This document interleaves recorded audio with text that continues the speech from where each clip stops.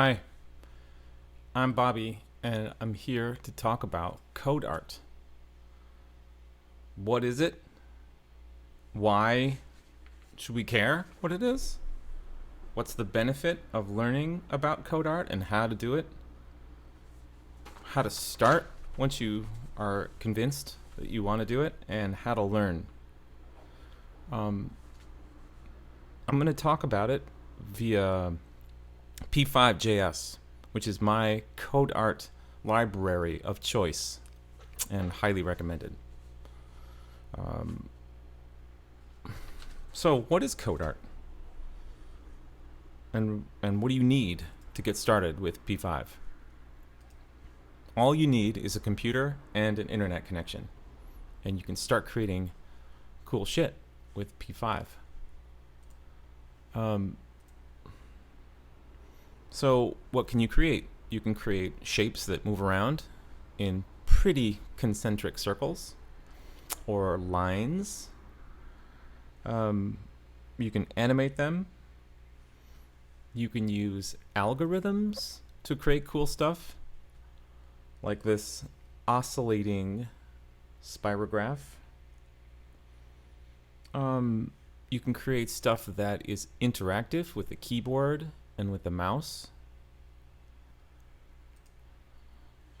Or you can just make stuff that draws itself, which I think is really cool. You can play with shape and colors and lines and timing, and yeah, it's really fun. You can do image compositing as well. Here's just some more interactivity with this time using just numbers that move around in space. It appears to be 3D. So I'm not going to talk about video. I'm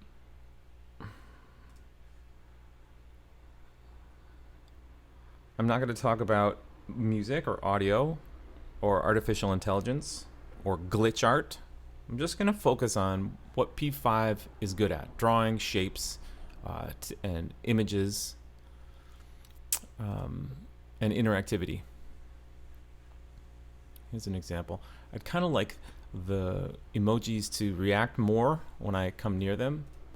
So real quick, let's make that happen. This one is the emoji grid procs, and I think if I change the value for radius, I think this is the one. Radius squared. Am I even using that? I think I am. Distance squared and radius squared. Let's make the radius 400 and see what happens. Oh yeah, look at that. Just to see the difference. It was at 200, I'll put it at 100. You can see they barely even notice my mouse. They're like, whatever. But if I make that value larger, like 500, now they really notice my mouse. My mouse has a lot more repulsive power. How cool is that? So why study Codeart? Mainly, as I showed earlier, that it's freaking awesome. You can create a piece of code that executes an artwork and add some randomness or some variation, and so you're creating once, but you get endless variation on what you've created.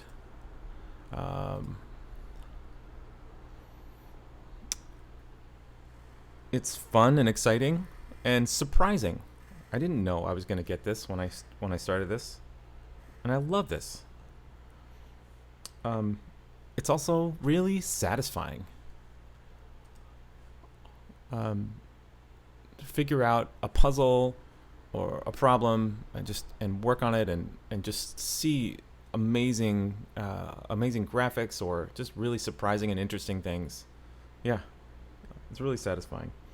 So that's great, but what's the benefit what are some of the other benefits of, besides fun and excitement, of studying computer art? Well, it can develop an intuitive understanding of mathematics. Um, for the motion, um, for geometry, or trigonometry, I guess. I don't know. You can develop coding skills and visualization skills. Yeah, and it's a journey of exploration.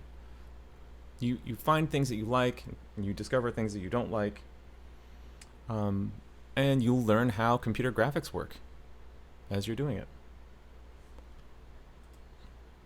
Studying computer art is a source of innovation as well, because you're constantly experimenting and trying new things, and you're bound to discover something that you can use in your day job or in another field or anywhere in your life.